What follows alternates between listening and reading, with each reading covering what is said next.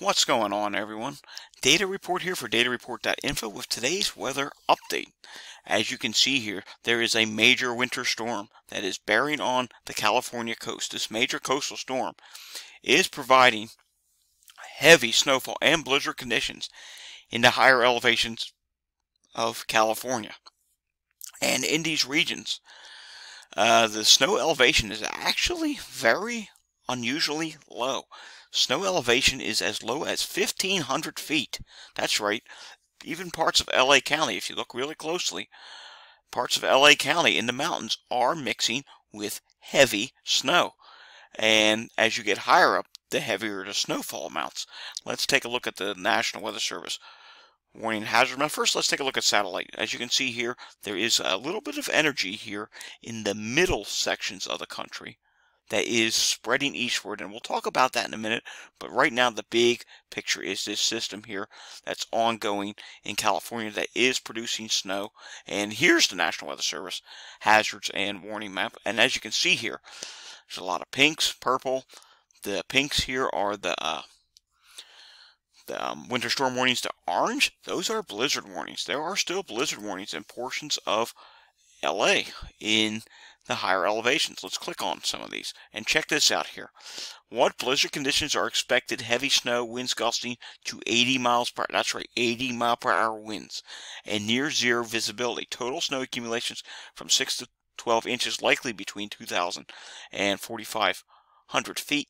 2 to 5 feet of snow above 4,500 feet. And if you think that's a lot, it gets even higher. Isolated amounts to between 7 and 8 feet at higher elevations. Major mountains passes will be impacted by significant snowfall. And this does include Ventura County, mountains, and Los Angeles County. So how about that? That is just, wow, insanity. All right, we have something else to talk about, and that is this. On Sunday, there is an enhanced risk from the Storm Prediction Center for portions of Texas and Oklahoma, and surrounding that, there is a slight risk, portions of Kansas, Oklahoma, Texas, and a marginal risk that impacts a larger area. And this is kind of unusual for this time of year to see a day 3 enhanced risk. Usually when you start talking about an enhanced risk 3 days out, this would be for Sunday, you're starting to talk about a pretty serious threat of severe weather.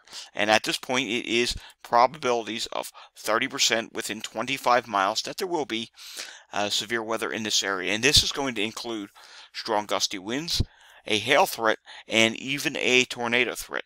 The best chance for tornadoes will be within the 30% area in Oklahoma and portions of Texas. And as you can see here, here's the summary.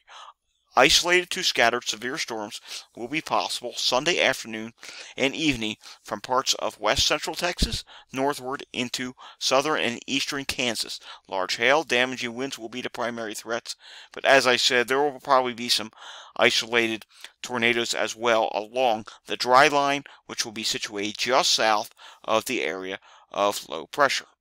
All right, let's take a look at some of the models, shall we? First, we'll take a look at the RGEM. And I want to show you multiple things on the model here. First off, check out this little system that comes through Kentucky and the Carolinas and Virginia.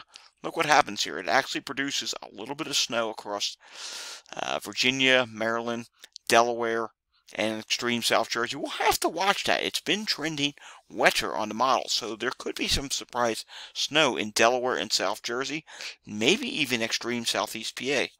This model is actually showing 2 to 3 inches of snow for portions of New Jersey and Delaware. Now, moving on to this piece of energy in California. That's the system that's coming onshore in California. That's also the system that's going to provide the severe weather in Texas and Oklahoma on Sunday. And watch what happens as I advance this. Here we are Sunday morning. Look at the winds, the isobar. These lines are isobars.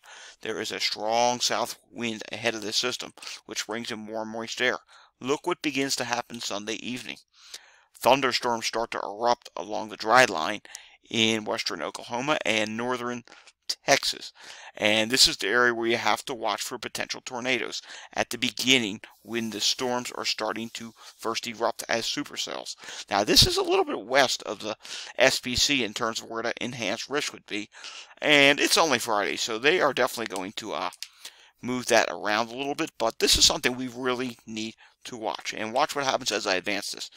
It becomes more organized as the nighttime hours come. And if it does become organized, we could be dealing with another nighttime severe weather threat.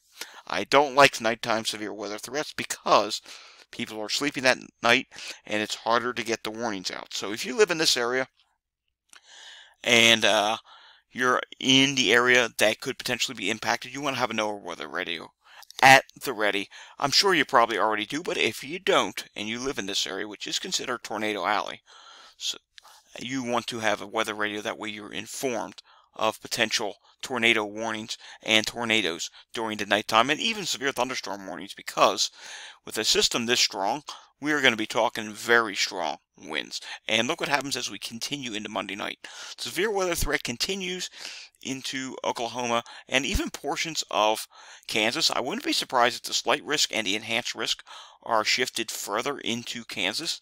And as we move on into very late hours, almost Monday morning, the severe weather threat diminishes as it gets into Arkansas and portions of Missouri. Let's take a look at another model, shall we? This is the 3KM NAM, and as you can see here on the 3KM NAM, there is a warm front that's going to blast through on Sunday morning with the warm moist air that comes in, but watch what happens.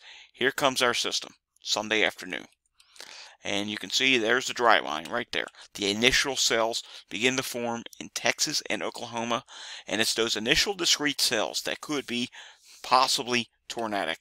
Then it shifts to a high wind threat, and even some large hail is possible with this. And there could be wind gusts up to 70 miles per hour with any of these storms. And as you can see, as we get towards the end of this run, it only goes out to 60 hours. You can see this is a pretty profound squall line being shown up on the 3KM NAM model. So this is something we're going to have to keep our eye on, and we will definitely do another update on this tomorrow. Now, as this system continues further east, watch what happens. The low pressure with it really bombs. The GFS has it down to 977 millibars in Iowa. And continuing this, it does weaken a little bit, but watch what happens here. It starts to try to transfer its energy off of Long Island, and it does form a secondary low. Look at this. A secondary low forms, and upstate New York and New England see yet again another snow event. New York City, you're right on the dividing line. Just north of New York City, like southwest Connecticut, portions of Connecticut, you could mix with snow, and there could even be an area that sees some freezing rain or sleet in between. But Boston on up through Maine, you need to be watching this closely.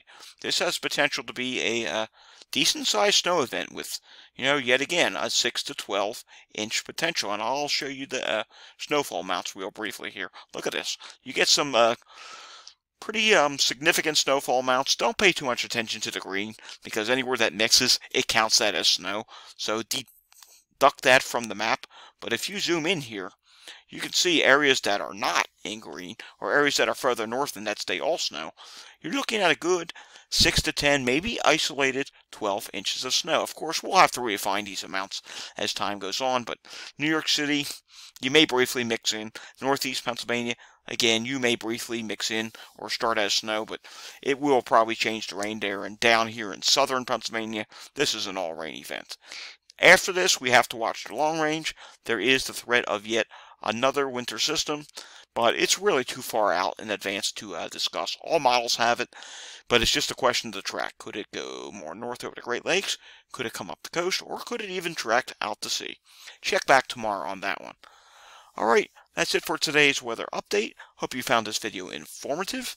And if you are in the areas of North Texas and Oklahoma, I would start preparing for severe weather and potentially tornadoes on Sunday. We'll have another update on this tomorrow.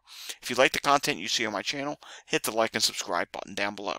Thanks for watching, folks. Stay safe.